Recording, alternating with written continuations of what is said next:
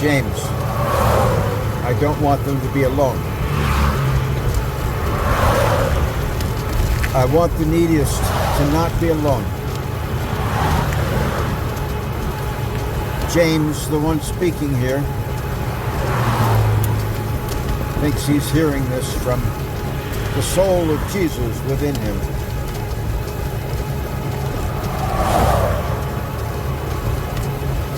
James, I don't want them to be alone. Why is James, the one speaking here, hearing that?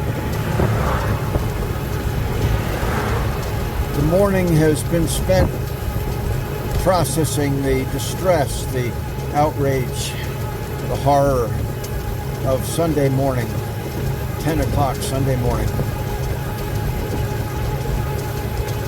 The blasphemy that has been perpetrated on us for 2,000 years of what Jesus built. Jesus gave his life to build. Jesus gave his life to create. And what it is, almost always, is some form of nice, cozy, safe, warm environment without those that Jesus gave his life for, that those Jesus spent his time with, the least of these, the ones that stink, the ones that are poor, the ones that act crazy, at least according to man's rules, the ones that have been driven crazy by those who live man's rules. Safe from all them, unless they've been shamed into taking a shower. Certainly not out with them, out in the freezing cold, out without any help, probably less help at 10 o'clock on Sunday morning in a resourceful town like this one than any other hour of the week. Because all those who say they are living in Jesus' name are exactly where Jesus would not be. In a nice, safe, comfortable building with almost entirely overprivileged folks. The rich man from the parable of Isaiah.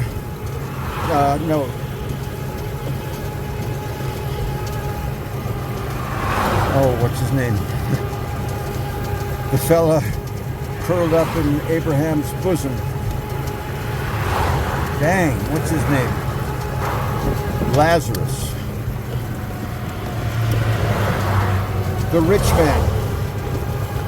The churches are the churches of that rich man, who certainly Jesus loved, but he had failed to save. We might imagine, as he has failed to save every materially rich young man.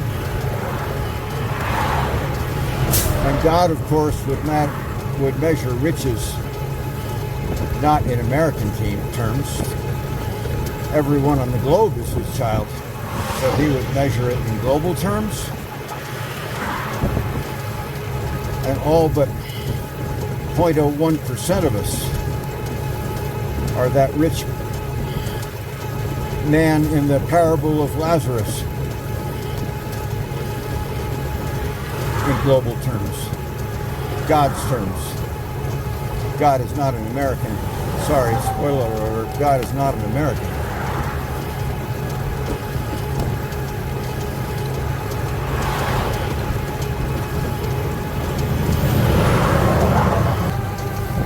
So James is praying this morning, Spirit of Jesus, soul of Jesus within me, tell me, let me see, what would you be doing? What would you, Jesus, be doing What were you doing? What would you have me do on Sunday morning at 10 o'clock as the model for what you would have me doing every waking moment of every day? And what James, the one speaking here, is hearing, well, James, I don't want them to be alone. Why are you living apart from them? Why are you sleeping apart from them? Why are you working apart from them? Why are you being apart from them? Why aren't you sleeping among them? Why aren't you eating among them? And I'm so glad with those questions, because I'm quite sure they're pointing me in the right direction. Be among them, James. Live among them, James. If there are more answers, how do you think you're going to find those answers unless you are among them? You're not, James, right?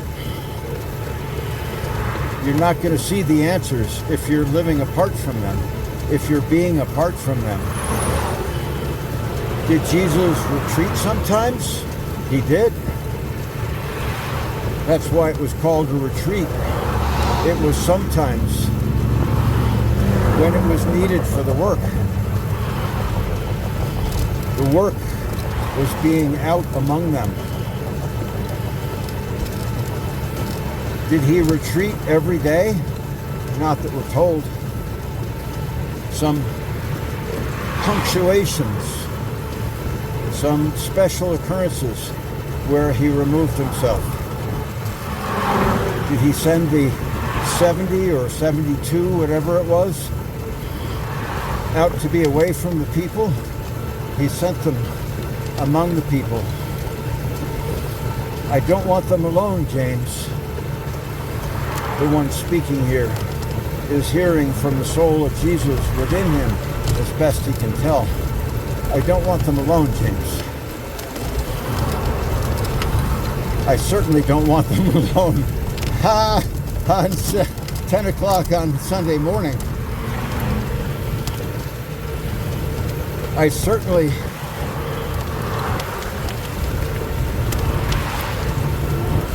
don't want them alone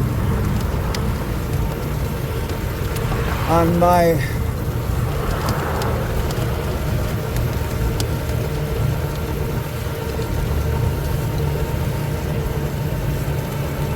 what you abhorrently represent as my birthday, your materialistic orgy. What profiteth? If you love those who love you, what thanks have ye? And Christmas, of course, is an orgy with a few tokens given to those who do not love us, a few tokens. It's the best we know. No one that I know here beside James is to be chastised. What are you doing, James? What are you doing? Be with them, James, such as they are not alone. Be a temple among them, James. Be a temple among them. That is, in those moments when they find respect and reverence for my soul within you, an accessible temple that is right there among them, not some building they have to go into. My temple can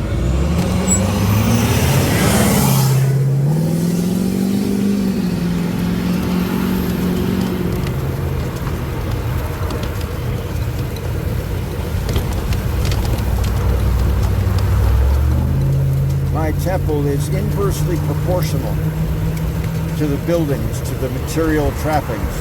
Inversely proportional, except as explicitly necessary for serving the least of these. Everything else is a clubhouse for your flesh, James, an escape for your flesh. A church to serve your head and flesh.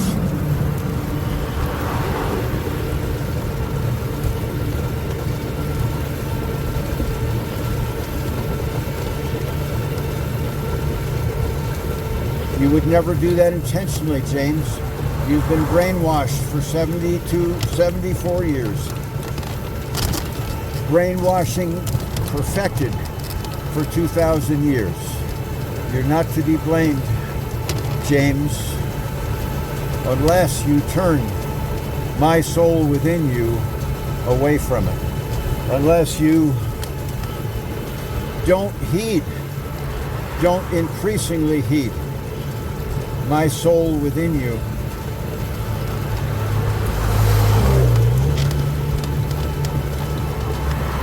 And yes, James, who would do that? Making of yourself the good tree, my soul within you. But you have been blessed to begin regenerating. It was born in you. Variously called your humanity, your conscience, your spirit that's holy, as opposed to all the unholy ones in you. That's my soul, James. That's the soul of Jesus within you, James. Now that you've found it, you're pretty frequently in heaven, I notice. That joyful, abundant life, I notice.